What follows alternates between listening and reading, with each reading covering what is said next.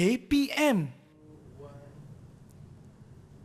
Aduh, stres sangatlah nak buat bisnes jam nanas ni. Hai, Chris dah ambil banyak buruh. Tapi kenapa data dia macam ni? Macam mana ni? Kenapa Chris? Nampak macam tension je. Memang banyak stres cikgu. Sebab bulan lepas saya dah ambil banyak buruh cikgu untuk bisnes saya ni. Tapi saya tengok data, pengeluaran saya semakin menurun pula. Tak meningkat. Kenapa cikgu?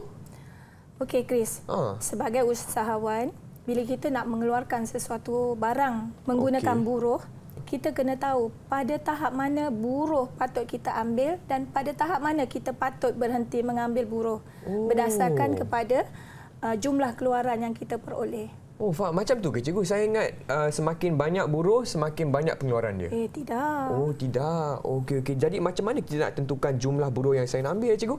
Okey, kalau Chris nak tahu, jom kita masuk kelas. Okey, jom.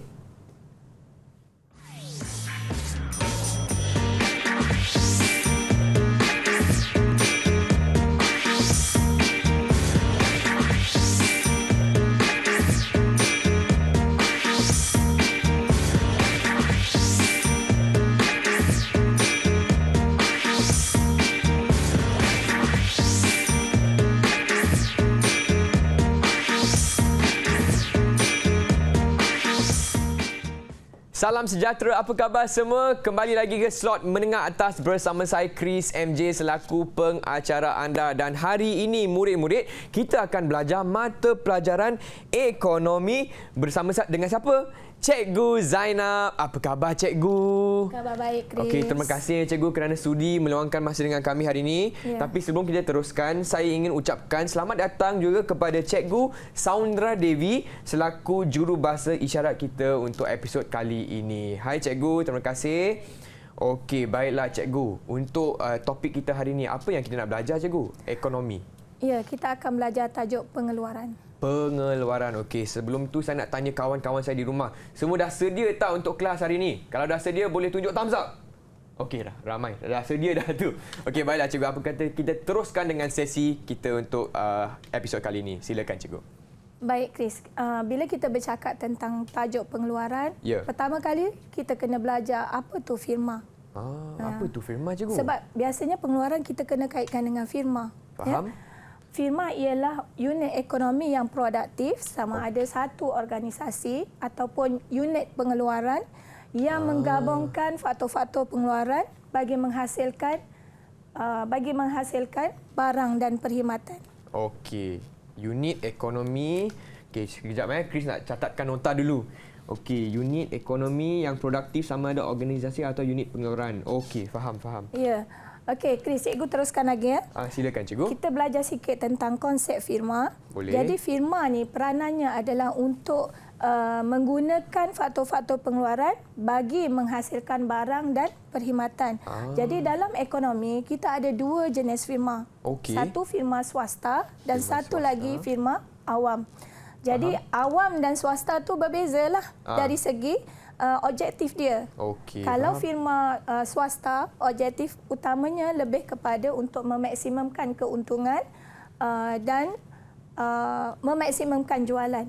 Manakala untuk firma awam, dia lebih kepada untuk memaksimumkan kebajikan masyarakat. Okey, faham. Boleh Chris? Boleh cikgu. Jadi ada dua jenis ya. Swasta dan awam, dua jenis firma. Okey, faham? Okey, sekarang kita pergi kepada definisi pengeluaran. Okey. Pengeluaran tu ialah satu proses di mana ia menggabungkan faktor-faktor pengeluaran untuk menghasilkan barang dan perkhidmatan. Jadi kalau budak-budak ekonomi ni, murid-murid kita Chris, kalau cikgu kata faktor pengeluaran mesti tahu tanah, buruh, modal, usahawan. Tanah, buruh, modal, usahawan. Ya, jadi apabila ia digabungkan untuk menghasilkan barang dan perkhidmatan, itulah yang kita panggil sebagai pengeluaran. Ataupun kita panggil juga sebagai satu proses yang mengubah input menjadi output. Okey, input menjadi output. Okey, so far so good cikgu. Chris faham? Boleh cikgu. Okey. Di rumah semua okey? Alright, hebat. Okey, sekarang Chris, cikgu nak tanya. Yang inilah Okey, business Chris tadi. berdasarkan kepada gambar yang kita ada di depan kita ni. Baik. Boleh tak Chris terangkan kepada cikgu apa definisi pengeluaran berdasarkan kepada gambar tersebut? Okey, faham. Jadi 1, 2, 3, 4. Okey, jadi nanas akan dipetik dari ladang, bawa ke kilang cikgu. Untuk pemprosesan supaya kita boleh hasilkan produk-produk untuk pengguna. Betul tak cikgu? Betul. So, 1, 2, 3, 4. Produk apa tu, Chris? Produk ada jam, ada kuih, macam-macam lagi lah cikgu. Betul tak? Produk nanas. Ya. Okey. Nampaknya dah faham dah. Nampaknya dah faham cikgu, tapi saya masih tak faham kenapa pengeluaran saya masih menurun cikgu. Itu kita jawab sekejap lagi. Okey, siap lagi. Tapi sekarang kita lihat definisi pengeluaran yang Chris kata tadi. Baiklah. Di mana kita nanas tadi kita petik daripada ladang nanas, kemudian nanas tu dihantar ke kilang untuk diproses. Yang mana ia menggabungkan input seperti buruh, bahan mentah dan sebagainya untuk menghasilkan produk. Produk ni bergantunglah, kalau produk tu boleh digunakan terus oleh pengguna, kita panggil sebagai produk siap. Produk siap, kalau melalui proses seterusnya, kita panggil separuh siap. Dan tujuan untuk mengeluarkan barang tersebut tidak lain dan tidak bukan untuk memenuhi kehendak pengguna. Cikgu, jadi yang ni contoh produk separuh siap kan, sebab jam. Ya, tapi boleh juga dianggap siap kalau kita terus makan dengan betul. bergantung kepada apa keperluan pengguna. Okey, so produk siap dan ini contoh produk separuh siap. Itu separuh, itu yang siap. Siap. Tapi proses dia dari sini ke sini kan? Ya, masih betul. ada proses. Okey, faham. Okey. Jadi Chris, dalam mendefinisikan pengeluaran tu, kita boleh katakan ia juga merupakan satu transformasi daripada input menjadi output. Input kita apa? Input kita ialah bahan mentah, buruh dan sebagainya, menghasilkan output. Output kita apa tadi? Jam nanas dan juga kuih. Betul. Okey, boleh Chris? Boleh cikgu. Okey, tadi kita dah sebut tentang input. Jadi kita nak bagi tahu kepada murid-murid kita di rumah, Chris, apa yang dikatakan sebagai input. Baiklah. Input ialah pengeluaran yang digunakan dalam proses pengeluaran untuk menghasilkan barang dan perkhidmatan. Jadi kita ada dua jenis input, Chris. Yang pertama, input tetap dan yang kedua ialah input berubah. Okey, kita lihat kepada apa tu input tetap dan input berubah. Cikgu dah sediakan dalam bentuk jadual. Terima kasih Jadi cikgu. kita boleh tengok dekat papan dekat skrin tu. Okey, boleh tak Chris sebutkan apa yang apa konsep input tetap tu? Input tetap. Okey, input tetap ialah input yang kuantitinya tetap pada sebarang tingkat output. Apabila tingkat output meningkat atau menurun, kuantiti input tetap yang digunakan adalah tetap. Tetap wujud walaupun output sifar dan input tetap hanya wujud dalam jangka masa pendek. Maksudnya di sini apabila tingkat keluaran kita meningkat sekalipun, input tetap yang digunakan tetap sama. Katalah kita gunakan input tetap tu mesin, untuk pengeluaran kosong pun telah ada input tetap tu sebanyak 6 contohnya. Kalau ada 100 pengeluaran pun kita masih gunakan input tetap yang sama kuantitinya. Sebab tu kita kata sebagai ia hanya wujud dalam jangka masa pendek. Sebab dalam jangka pendek ada input tetap dan input berubah. Faham. Seterusnya ialah apa tu input berubah. Boleh baca Chris? Boleh cikgu. Input yang kuantitinya berubah mengikut tingkat output. Apabila tingkat output bertambah, kuantiti input berubah yang digunakan akan bertambah dan sebaliknya. Tidak wujud pada output sifar, input berubah wujud dalam jangka masa pendek dan jangka masa panjang. Itu dia input berubah, cikgu. Bagus. Jadi input berubah ni dia akan berubah mengikut tingkat keluaran kita. Faham. Jadi dia tidak akan wujud pada output yang sifar sebab konsep dia apabila input berubah meningkat, tingkat keluaran juga akan meningkat dan ia wujud dalam jangka masa pendek dan juga jangka masa panjang. Faham, cikgu. Seterusnya output. output ialah barang atau perkhidmatan yang dihasilkan dalam proses pengeluaran. Okey. Okey. Kalau kita lihat dekat slide kita tu, ada output terdiri daripada barang perantaraan. Barang perantaraan maksudnya input yang digunakan untuk proses seterusnya. Ya, manakala untuk barang akhir ialah barang yang boleh terus digunakan tanpa memerlukan proses seterusnya. Okey. Okey, kalau kita lihat contoh kepada barang perantaraan ialah, Chris, kita tengok tepung kita terpaksa proses dulu untuk menghasilkan roti. Ya. Okey. Okey, untuk barang akhir kita bagi contoh kat situ kipas dan juga kasut. Okey, jadi tepung tu ialah barang perantaraan dia lah, cikgu. Ya, sebab kita perlukan pemprosesan yang seterusnya. Okey, faham. Okey. Seterusnya kita lihat kepada jadual kombinasi penggunaan input tetap dan input berubah. Berdasarkan kepada jadual tersebut, kita lihat contoh output ialah pakaian kat sini. Baik. Chris tengok betul tak yang kita belajar tadi? Kita tengok walaupun output ataupun pakaian tu bermula dengan sifar iaitu kosong, telah ada input tetap di situ. Betul tak? Mesin jahit tu. Betul cikgu, betul. Okey. Kemudian kita ada input berubah buruh. Ya. Kita lihat semakin tinggi output pakaian dikeluarkan, semakin banyak input berubah kita iaitu buruh yang digunakan. Betul cikgu. Okey, jadi menepati apa yang kita belajar tentang konsep input tetap dan input berubah. Okey, itu dia. Baiklah, itu dia perkongsian Cikgu Zainab untuk segmen pertama kita. Dan hari ini Chris pun dah lebih faham mengenai definisi pengeluaran. Tapi sebelum kita teruskan, Cikgu, apa kata kita berehat sebentar, boleh tak, Cikgu? Okey, boleh, Chris. Okey, kepada murid-murid di rumah, jangan ke mana-mana, kembali lagi ke slot menengah atas bersama Cikgu Zainab untuk ekonomi pengeluaran.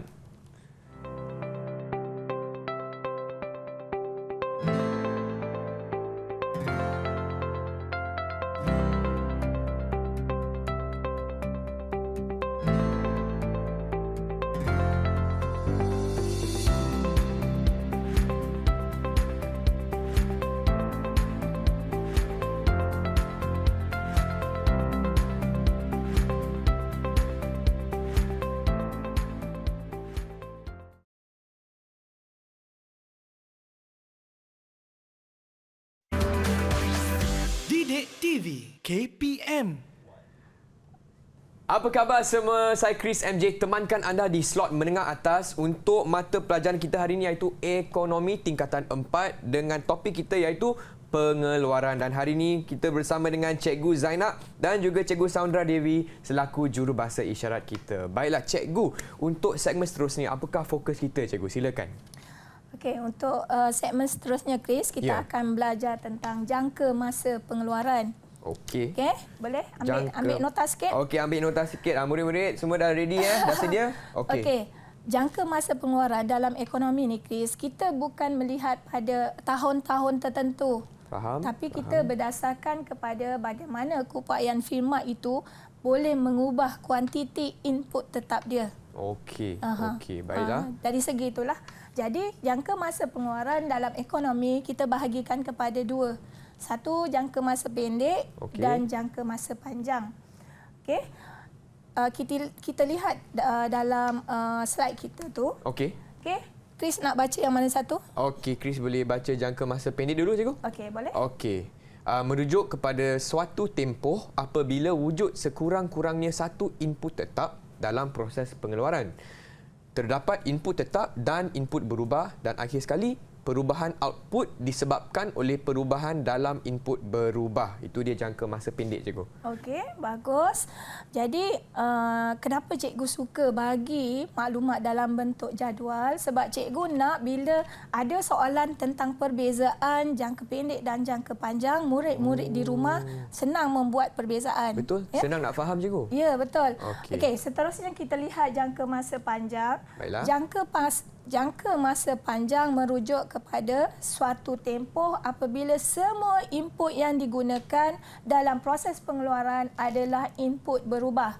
Maksudnya, Chris, kalau dalam jangka pendek dia input tetap, Ya. apabila input tetap tu kuantiti dia telah bertambah, kita boleh katakan dia sebagai input berubah. Kenapa? Sebab dalam jangka panjang biasanya firma-firma ni dia dah ada modal, dah boleh menambahkan kemampuan dia untuk mengubah input tetap dia. Dia boleh beli mesin, dia boleh beli bangunan yang baru dan sebagainya. Ya.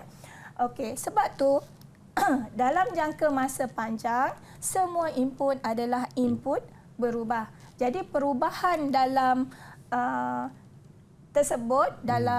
perubahan dalam output tersebut adalah disebabkan oleh perubahan dalam semua input.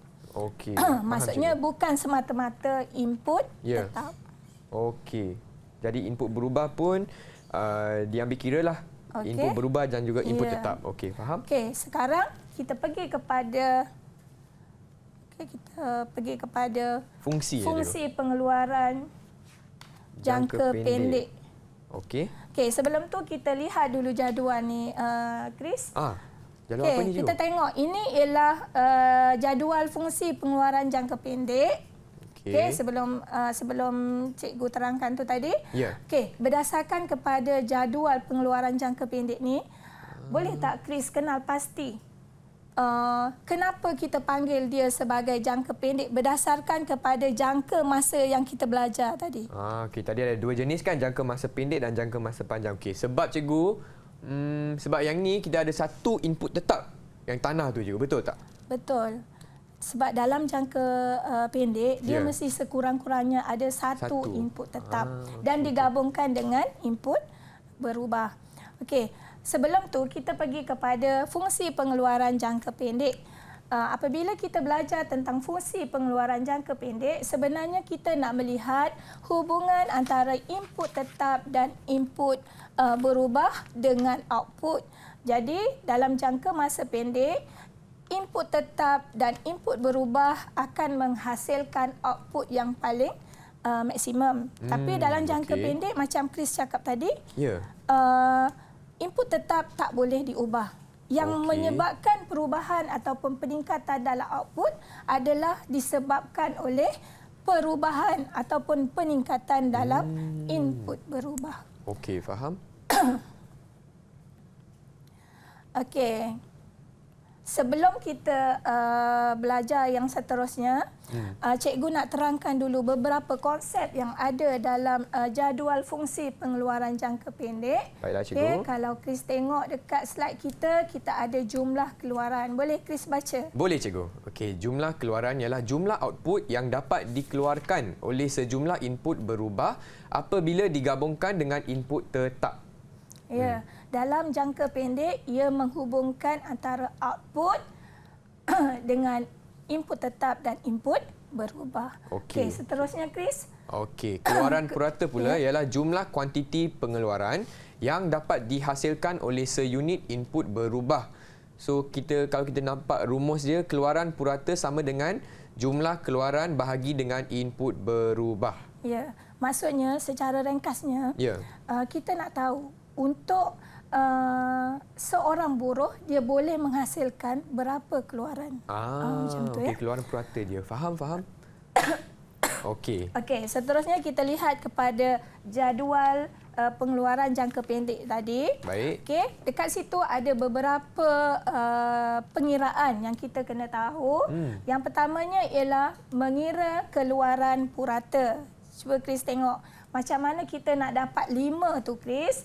Kita bahagikan jumlah keluaran, kita bahagikan dengan input berubah. Jadi, jumlah keluarannya ialah 10. Kita bahagikan dengan penggunaan input berubah buruh sebanyak 2 unit. Jadi, 10 bahagi 2 dapat jawapannya 5 unit. Kena jadi, tulis Chris, unit ke, cikgu? Kalau kita tak tulis unit, boleh tak? Kalau 5 dia saja. Biasa keluaran mesti kita ada unit. Okey, faham. Ini macam untuk soalan hitungkan. Bila kertas 2 bahagian A, soalan hitungkan, dia mesti ada jalan kerja. Okey, faham. Dan yang terbaik ialah dengan ada unit di belakang dia. Okey, Chris. Chris nak cuba tak untuk jawab X tu? Nak cuba, cikgu? Memang nak cuba. Okey, semua nak cuba? Okey, jom. Okey, untuk X.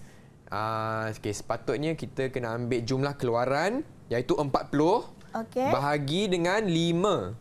Jadi X ialah 8. Betul tak, cikgu? 8 apa, Chris? 8 unit. Ya, cuba Okey. kita tengok jawapan. Okey, bagus. 5 bintang cikgu bagi ya. 5 bintang. Terima kasih cikgu. Okey, seterusnya ialah konsep keluaran marginal. Okey. Okey, keluaran marginal merupakan perubahan dalam jumlah keluaran kesan daripada perubahan dalam penggunaan satu unit input berubah. Maksudnya, apabila satu unit input berubah, buruh ditambahkan ke atas input tetap, berapa perubahan ke atas jumlah keluarannya, kesan kepada keluaran tu tadi. Jadi kita pun ada rumus untuk keluaran marginal. Kalau sebelum ni kita panggil keluaran sud, boleh je kita jawab sud pun ya. Jadi keluaran marginal sama dengan perubahan jumlah keluaran ataupun perubahan total produk TP itu kita bahagikan dengan perubahan input berubah ya. Biasanya kita gunakan label L tu stand for merujuk kepada label. Cikgu saya nak tanya, SUT tu apa cikgu? SUT. Marginal. Marginal. Okey. Sekarang kita buku-buku teks pun dah gunakan marginal. Marginal Boleh je kalau nak gunakan SUT pun. Okey. Samalah cikgu. Sama. Okey, faham? Okey, dia pun ada pengiraan juga. Macam mana kita nak mengira keluaran marginal. Okey, kita lihat pada keluaran marginal 6, Chris. Kita lihat pada keluaran marginal 6 tu, macam mana kita nak dapat keluaran marginal tu, perubahan dalam jumlah keluaran kita bahagikan dengan perubahan input berubah. Input berubah kita di sini ialah buruh. Kan? Buruh, betul. Okey. Jadi, kita lihat perubahan tu kita cikgu conteng sikit sini. Boleh cikgu. Kita tolakkan 10. Kita tolakkan yang ini. 10 kita tolak dengan 4. Okey. Kemudian kita bahagikan 2 tolak 1. 2 tolak 1. Faham. Jadi, jawapannya berapa? 6 bahagi dengan 1. 6 unit cikgu. Okey. Walaupun kita nampak perbezaannya 1, tapi kita dari segi jalan kerja tu kita tetap kena buat. Faham cikgu? Faham. Sebab kadang-kadang dia bukan 1, mungkin ada figure yang lain kan. Okey, betul. Jadi ini cara bagaimana kita nak mengira keluaran marginal. Okey, seterusnya Chris, nak cuba buat tak? Nak cuba cikgu. Cikgu nak anak-anak murid kita di rumah pun boleh cuba sekali ya. Baiklah. Okey, semua boleh bantu abang Chris juga ya. Okey, untuk cari X ya cikgu. Okey, jadi kita kena ambil perubahan jumlah keluaran 40. Jadi 40 tolak dengan 36. Okey, kita akan dapat 4. Okey, selepas tu kita bahagikan 5 tolak dengan 4. 1. Jadi Chris dapat 4 unit cikgu. X ialah 4 unit. Betul ke tidak? Okey, kita tengok jawapan dia ya.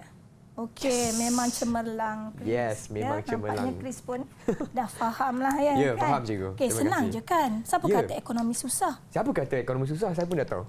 Tapi memang senang cikgu, senang. Kan? Okey, kita pergi seterusnya Chris. Okey, kita akan menjelaskan secara deskriptif ya, tentang jadual fungsi pengeluaran jangka pendek ni.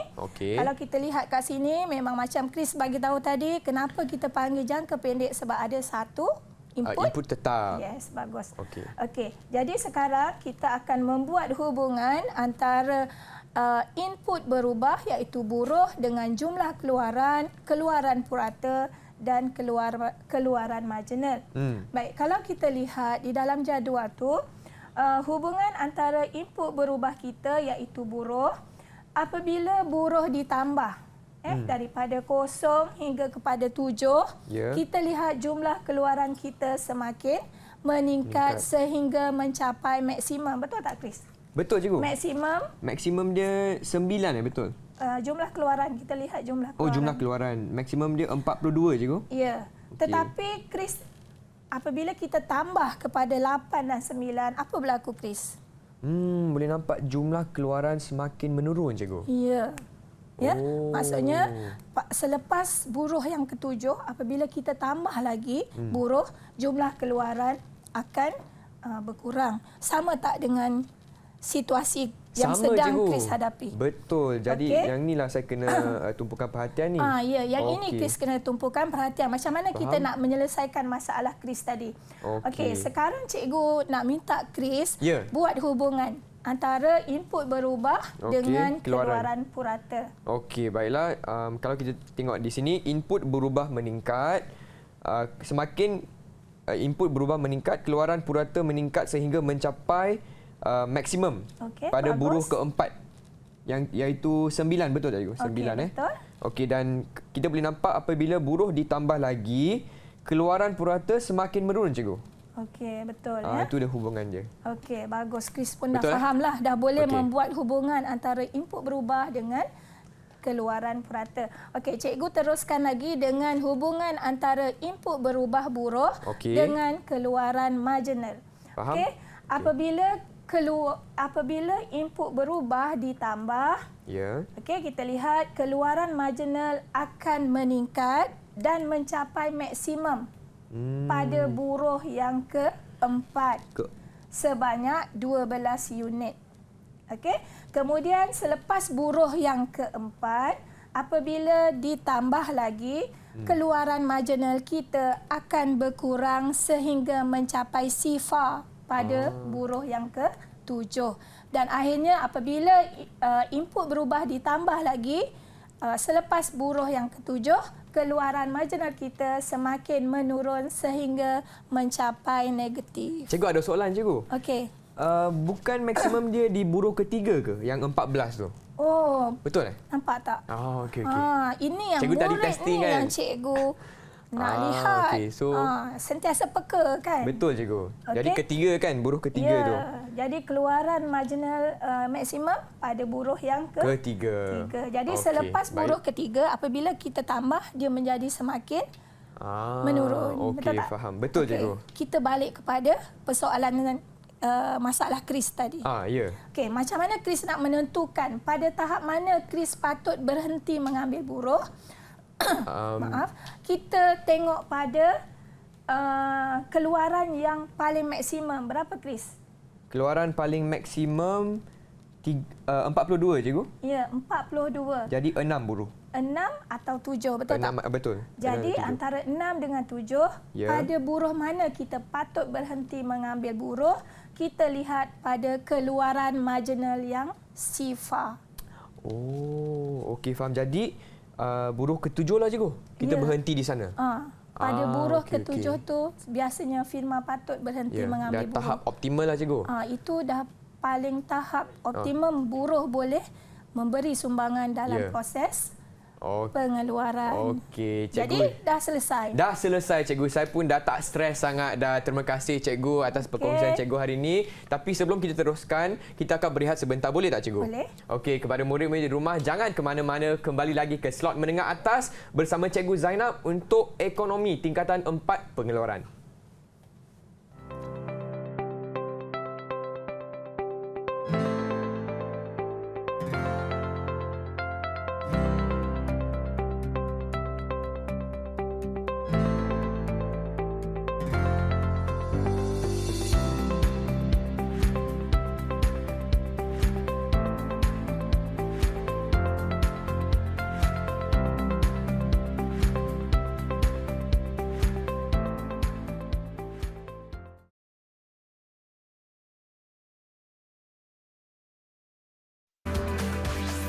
Didik TV KPM.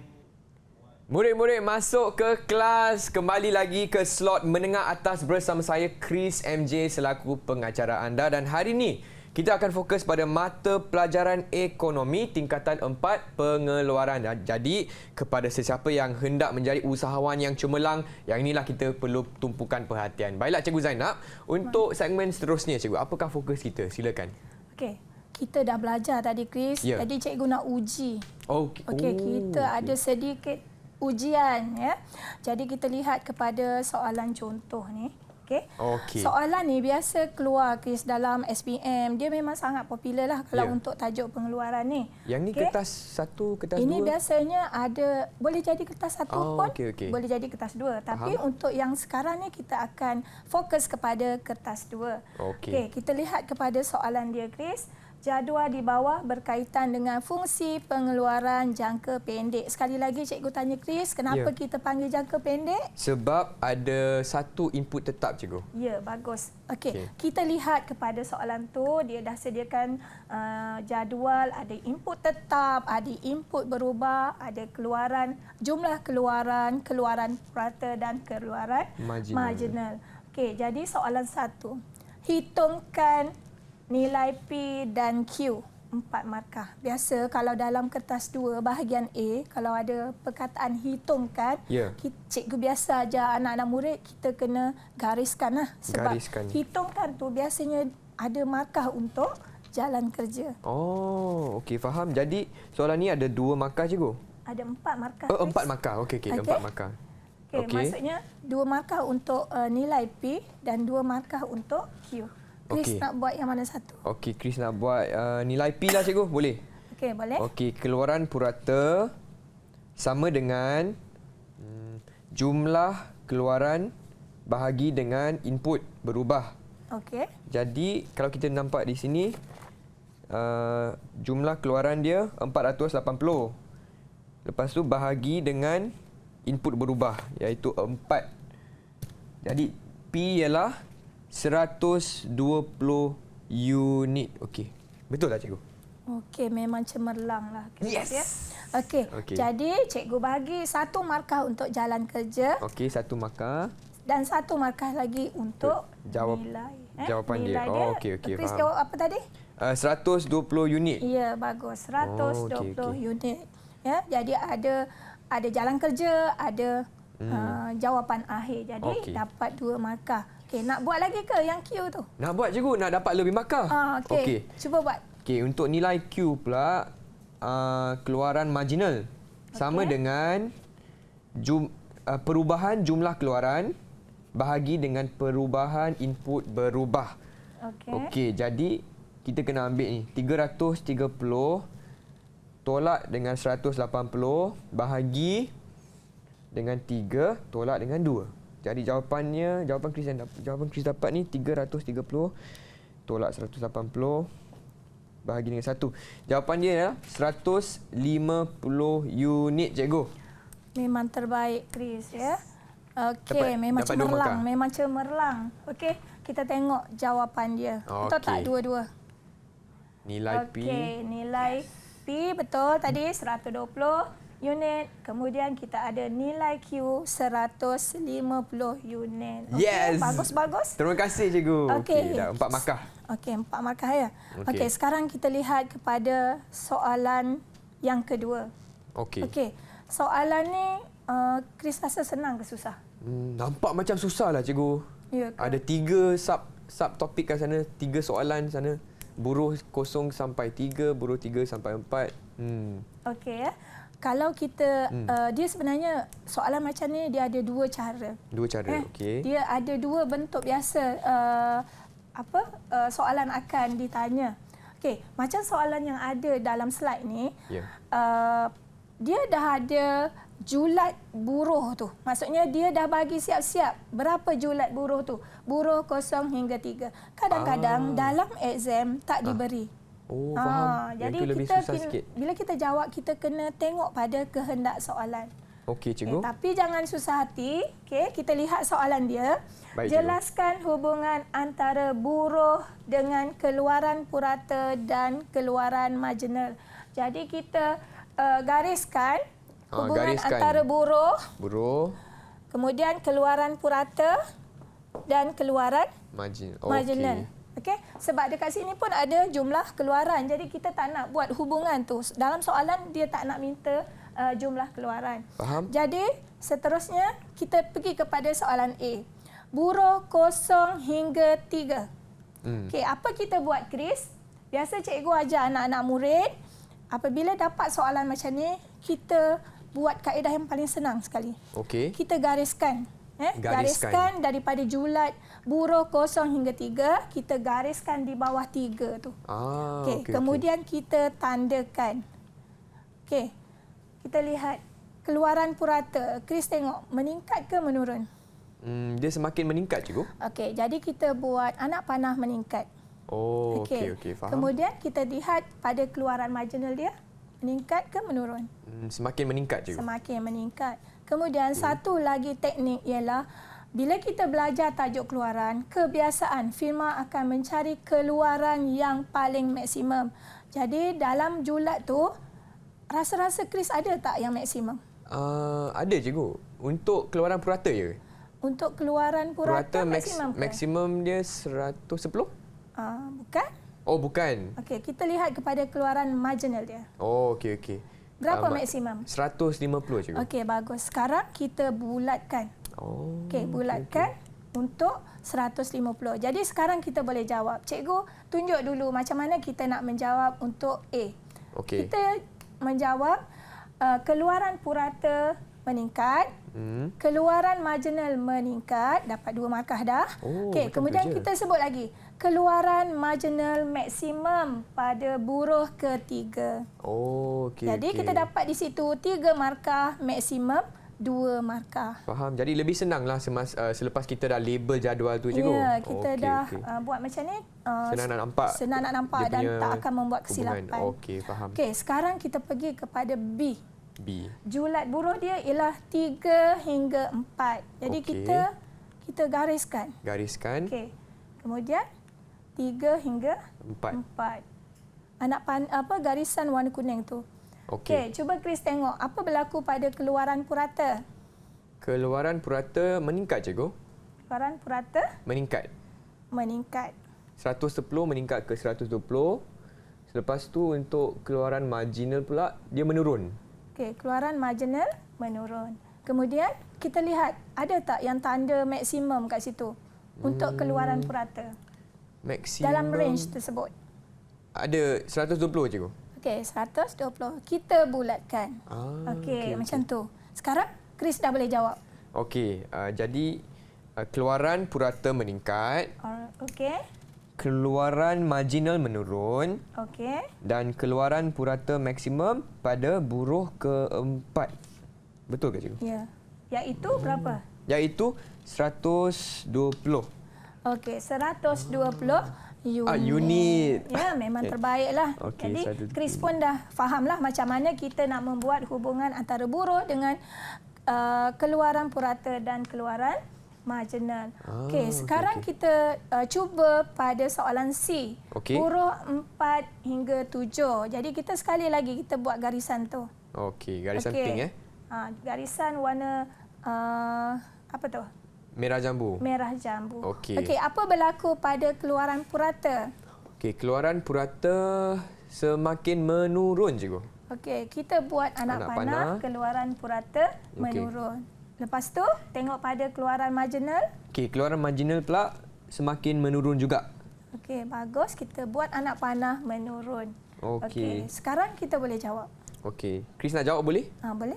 Okey, jadi untuk buruh 4 hingga buruh 7, keluaran purata menurun dan keluaran marginal menurun sehingga mencapai sifar pada buruh ke-7. Ya. Yang tu minimum lah, cikgu. Okey, itu tapi untuk keluaran marginal kita tak sebut tak minimum. Dia sifar. Ya. Okey, jadi Chris dah faham kan? Faham, macam cikgu. mana kita nak menjelaskan hubungan antara buruh dengan keluaran purata dan keluaran marginal. Jadi kita lihat keseluruhan jawapan untuk soalan tadi, Chris. Kalau kita lihat dekat situ, buruh 0 hingga 3 tak ada markah lah untuk buruh 0 hingga 3 sebab julat tu dah diberi. Faham? Okey. Kemudian kita lihat keluaran purata meningkat, keluaran marginal meningkat, keluaran marginal maksimum pada buruh ketiga. Okey, kemudian yang ini 2 markah. Okey. Yang ini ada 3 tapi maksimum 2 markah. Okey, kemudian kita lihat pada buruh 3 hingga 4, keluaran purata meningkat, keluaran marginal menurun, kemudian keluaran purata maksimum pada buruh keempat. Yes, betul. Kemudian yang ini sebab kita dah jawab tadi, kalau kita tak buat pun tak apa. Yang bawah sekali tu, keluaran marginal maksimum pada buruh ketiga.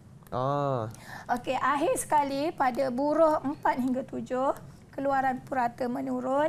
Keluaran purata maksimum pada buruh keempat. Kemudian keluaran marginal menurun sehingga mencapai sifar pada buruh Ketujuh. Okey. Yes, nampaknya Chris dah jawab semua dengan betul, cikgu. Jadi, berapa markah yang cikgu nak beri Chris untuk aktiviti untuk soalan ni? Markah penuh lah. Markah tak ada pilihan. Memang bagus. Yes, terima kasih cikgu. Baiklah, kita akan berehat sebentar sebelum kita teruskan. Boleh cikgu? Okey, boleh. Okey, kepada murid-murid di rumah, jangan ke mana-mana. Kembali lagi ke slot menengah atas untuk ekonomi pengeluaran. Jumpa selepas ini.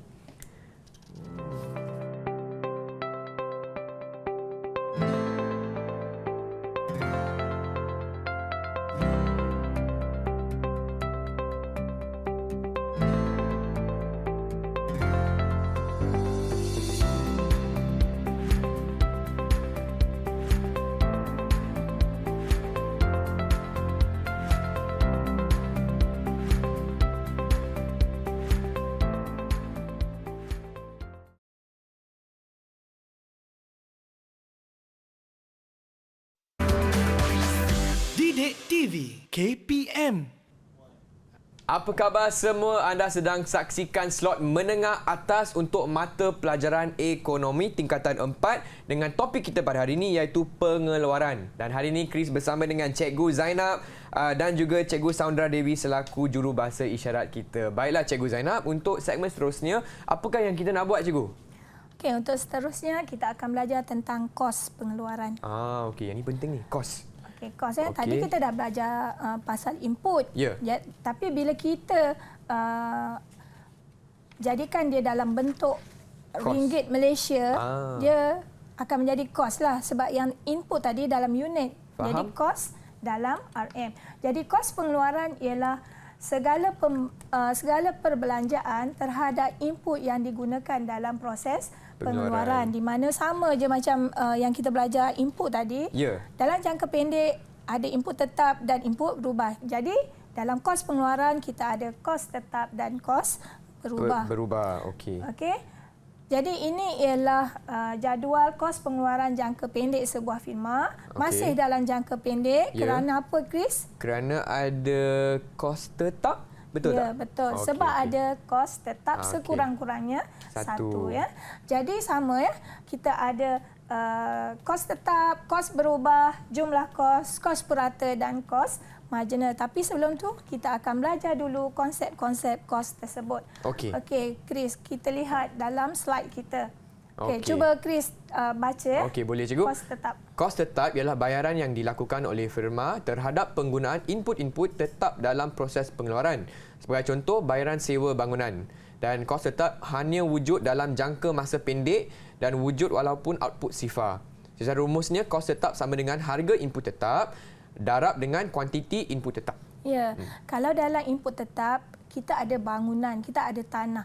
Jadi, bila jadi kos tetap, kita katakan bayaran kepada sewa tanah. Sewa. Okey, faham. Okey, seterusnya ialah kos berubah. Jadi kos berubah ialah bayaran yang dilakukan oleh firma terhadap input-input berubah dalam pengeluaran. Jadi contohnya ialah upah buruh. Kalau input berubah tadi buruh, jadi kos berubah ialah upah buruh. Dan dia berhubung secara langsung dengan perubahan tingkat output. Kita tengok rumus dia, Chris. Kos berubah sama dengan harga input berubah. Kita darab dengan kuantiti input berubah. Okey, seterusnya ialah jumlah kos. Tadi kita dah ada kos tetap dan kos berubah. Jadi jumlah kos ialah kos tetap kita tambah dengan jumlah kos berubah. Faham, Jadi jumlah kos ni merujuk kepada kesemua jenis kos yang digunakan dalam proses pengeluaran. Okey, Chris, sekali lagi kita ada macam mana kita nak menghitung jumlah kos, ya? Okey, kalau kita lihat pada slide kita, macam mana kita nak dapat jumlah kos 150 ialah dengan menjumlahkan kos tetap, kita tambah dengan kos berubah. Jadi RM 100 kita tambah dengan RM 50. Jadi jawapannya RM150. Okey, senang kan Chris? Senang cikgu. Okey, cuba Chris buat Okey. yang X tu.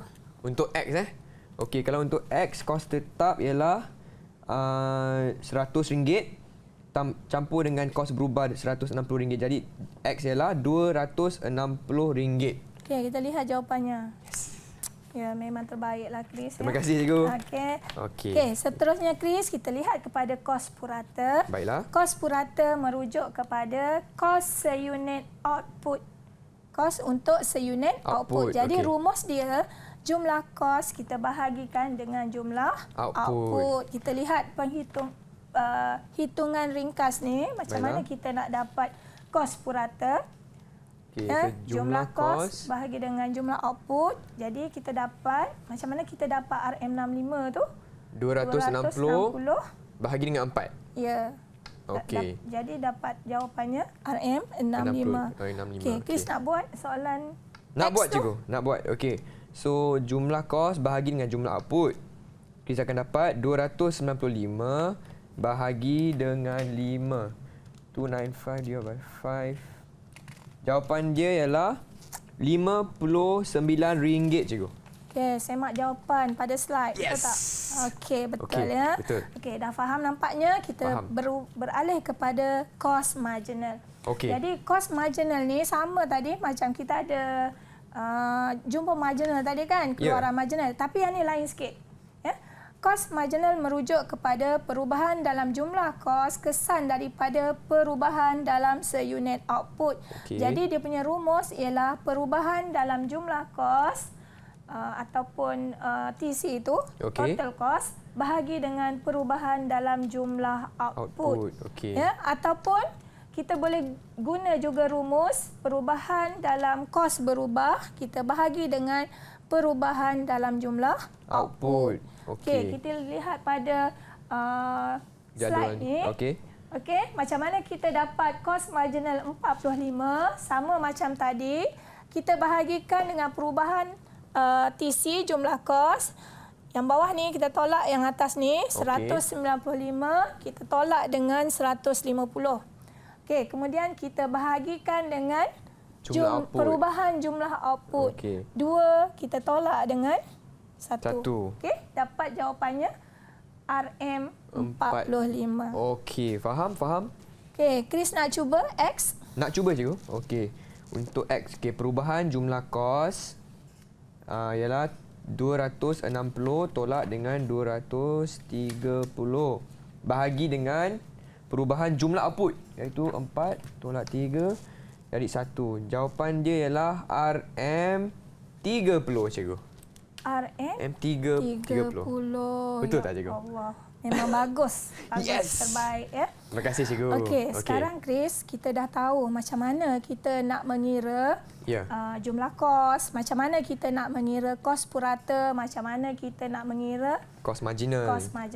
Sekarang kita nak menjelaskan jadual ni secara deskriptif tentang kos pengeluaran jangka pendek. Jadi kita nak melihat hubungan antara jumlah output dengan kos-kos tersebut. Okey. Okey, boleh Chris? Okey, cikgu buat satu. Okey. Cikgu nak melihat hubungan antara jumlah output dengan jumlah kos tetap. Okey, faham. Okey. Kalau kita lihat pada jadual tersebut, okey, apabila jumlah output meningkat daripada 0 hingga 8, Chris tengok apa berlaku pada kos tetap. Kos tetap tidak berubah. Ya, kos tetap tidak berubah, tetap sama sebanyak RM100 kan? Okey. Okey, maksudnya semakin tinggi tingkat output, kos tetap kita statik ya. Okey, faham. Ya? Okey, sekarang kita lihat pada kos berubah. Okey. Chris nak cuba? Nak cuba cikgu. Semakin meningkat jumlah output, semakin meningkat kos berubah. Betul tak cikgu? Ya, betul ya. Okey. Okey. Okey, kita lihat kepada jumlah kos. Sama, kalau kos berubah semakin meningkat, maksudnya jumlah kos kita semakin meningkat apabila output meningkat. Meningkat. Okey, faham. Kemudian kita lihat kepada kos purata. Okey, kita lihat pada kos purata, apabila jumlah output meningkat, kita lihat kos purata kita semakin berkurang. Betul tak, Berkurang. Chris? Betul, cikgu. Okey, berkurang sehingga output ke berapa tu? Output ke 6, cikgu. Okey, bagus. Kemudian Chris nampak tak? Apabila kita tambah lagi jumlah output tu, Oh, dia kos semakin purata akan meningkat semula. Oh, Jadi bila kita belajar tentang kos, biasanya firma akan mengambil kos yang paling minimum ke maksimum? paling minimum. Ya, bagus. Minimum. Jadi kos yang paling minimum untuk kos purata pada output ke berapa? Ke 6, cikgu.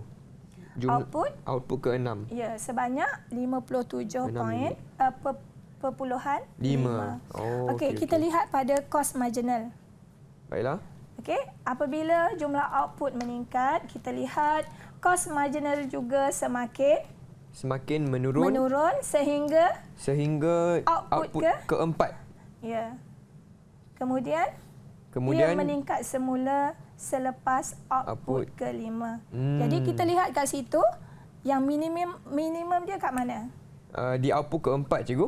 RM30. RM30. Jadi kita dah faham macam mana kita nak menghubungkan antara jumlah kos dalam satu-satu pengeluaran hubungannya dengan output.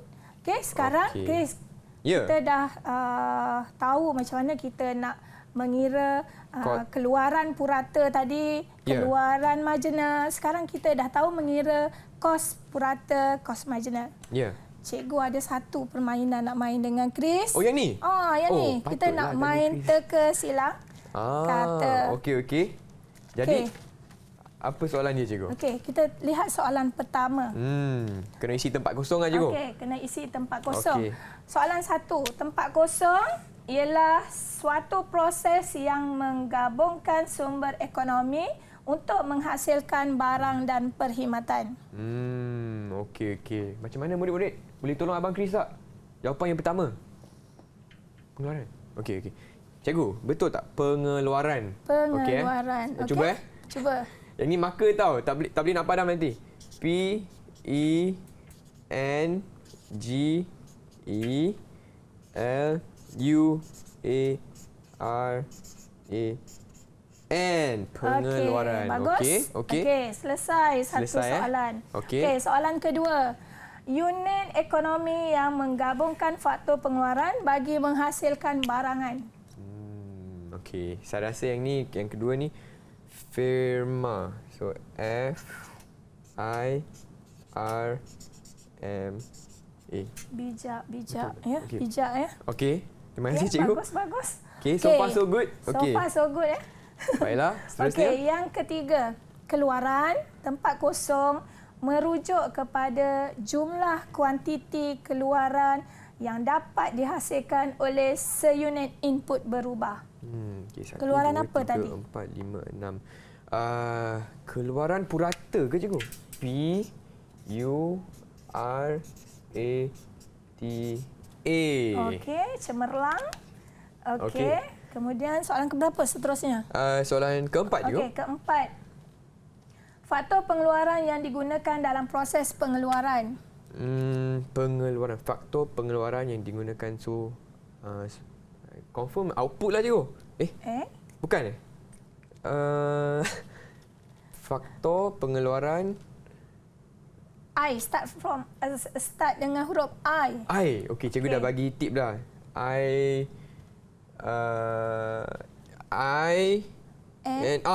Bukan output, input.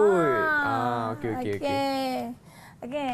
Kemudian soalan yang kelima. Baiklah. Tempat kosong, yang ni mesti tahu. Tempat kosong ialah barang atau perkhidmatan yang dihasilkan dalam proses pengeluaran. Yang ni baru output, cikgu. Okey. A U T P U T. Okey, betul. Okey, lagi satu Akhir sekali. Okey. Kos tempat kosong merujuk kepada perubahan dalam jumlah kos kesan daripada perubahan dalam seunit output. Ini kos margin? Bukan. Kos marginal. M R G E, bukan J kan? G kan, cikgu? G N A L. Okey. Memang terbaik, Chris. Betul ke, Jadi cikgu? kita dah dapat menjawab kesemua 6 soalan. Yes.